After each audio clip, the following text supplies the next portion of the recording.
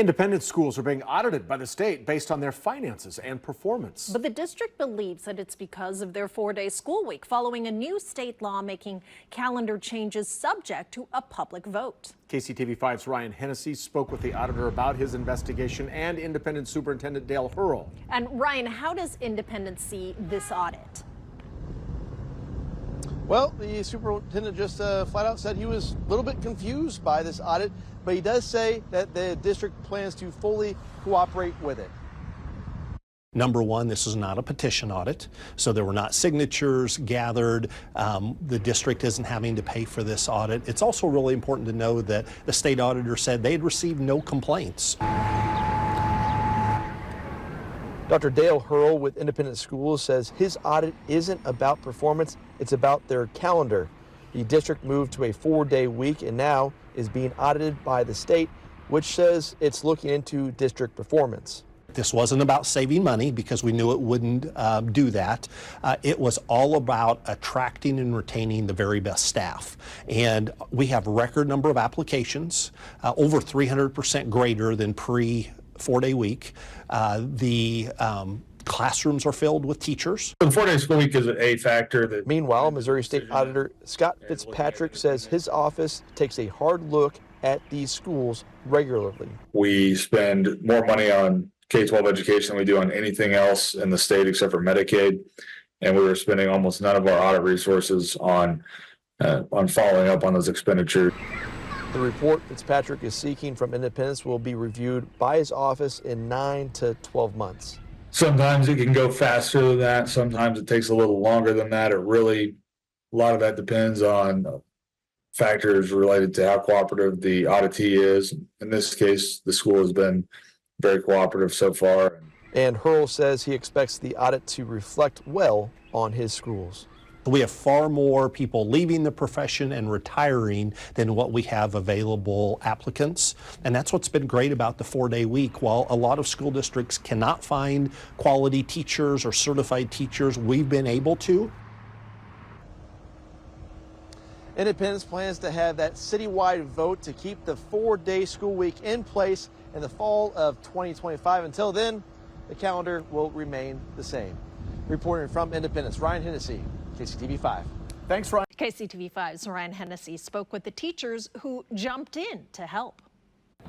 For 2 staff members here at Raytown South, that estimated 15 minutes felt like an eternity. They took turns doing chest compressions, fighting to keep the student alive, each second spending longer and longer as they waited for signs of a heartbeat. Yeah, I was just praying that what we were doing was going to work and that he was going to be okay.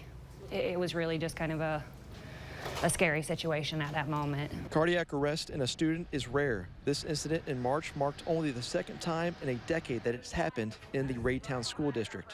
It was about 2:19, 1 minute before the final bell for the day. I ran upstairs to see what the emergency was. I found a student collapsed on the ground.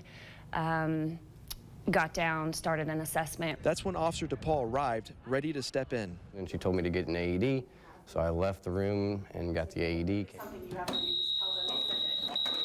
We came back to the room as she had already started chest compressions. As Nurse Rose focused on the AED, Officer DePaul took over chest compressions. We were able to get it turned on. It said administer a shock. Deliver shock now. Continued CPR, and then he ended up coming to. All happened in probably 15 minutes, and it felt like it was about 8 hours long. Raytown is part of Project Adam, a partnership with Children's Mercy that trains school staff twice a year to handle cardiac emergencies. That training and teamwork made all the difference. I was able to get the information that the AED reads while it's on a patient. I was able to get that to Children's Mercy, and Children's Mercy was able to effectively care for this kid based off of the information that we were able to get. Children's Mercy says that sudden cardiac arrest happens in just 1 out of every 25 schools a year. Rare, but that's why being ready matters. Nurse Rose and Officer DePaul were ready, and a student is alive today because of it. Reporting from Raytown, Ryan Hennessy, KCTV5. School threats are taking a toll on local schools. Thank you for joining us here live at 5. I'm Carolyn Long. And I'm Brad Stevens. Tonight we know more about the cost that a fake threat put on one local district. The superintendent of Independence Public Schools says attendance last Thursday dropped by more than a third after a hoax social media threat.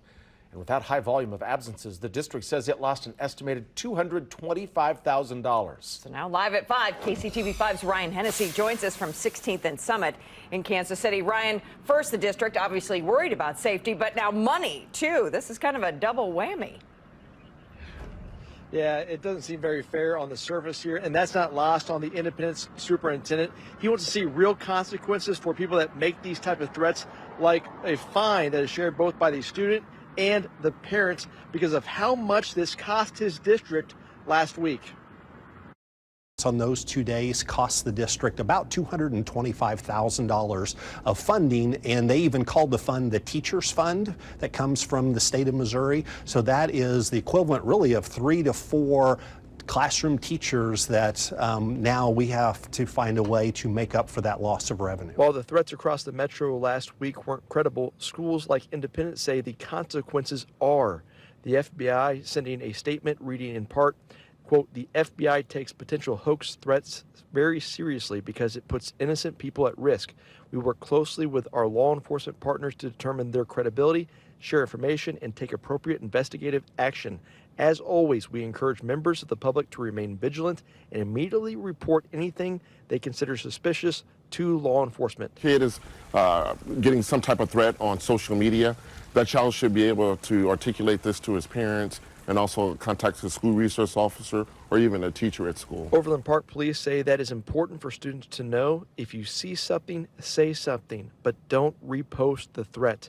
Police will investigate it, and Dr. Dale Hurl wants parents to know if they are having school, that means the threat wasn't credible. You know, I have my own child that goes to our schools. My wife works as a counselor in one of our schools. If we're having school, that means it's not a credible threat. We would never put anyone in danger. Most certainly, we'd never put our own family members in danger as well. So if we're having school, please send your child to school.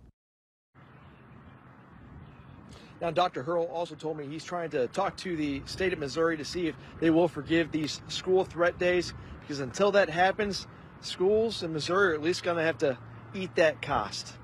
Reporting from downtown, Ryan Hennessy, KCTV5. Yeah, it's got to stop. Ryan, thank you.